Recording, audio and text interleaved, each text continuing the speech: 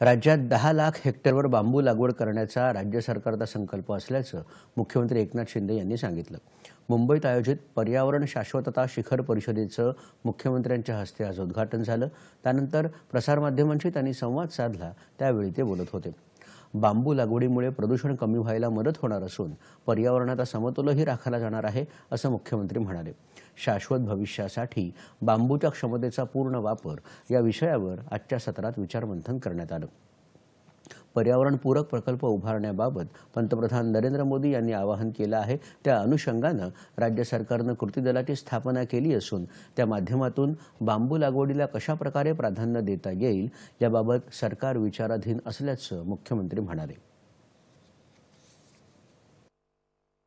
बांबू किती उपयोगी आहे आणि त्याच्यापासून काय काय फायदे आहेत। ऑक्सिजन मोठ्या प्रमाणावर त्यातून सोडलं जातं, कार्बन डायऑक्साईड शोषित केला जातो आणि त्यामुळे खूप मोठ्या प्रमाणावर पर्यावरणाला याचा लाभ होतो। आणि बांबूपासून कितीतरी प्रकारचे जे प्रॉडक्ट आहेत, म्हणजे फर्निचर आहे, त्याचबरोबर मोठमोठ्या एअरपोर्ट, 5 स्टार हॉटेल, इतर ठिकाणी स्ट्रीट फर्निचर, सगळीकडे याचा वापर होतो। या बांबूमुळे आज बांबूला आपण MREGS मधून आपल्या सरकारच्या माध्यमातून हेक्टरी 7 लाख रुपये लागवडीसाठी देतो। आणि बांबू जे पीक आहे, जे दुर्लक्षित होतं, ते आज मेन स्ट्रीम मध्ये येताना आपण पाहतोय। राज्यामध्ये 10 लाख हेक्टर जमिनीवर बांबू लावण्याचा संकल्प आहे। या माध्यमातून मोठ्या प्रमाणावर शेतकऱ्यांना पैसे मिळतील।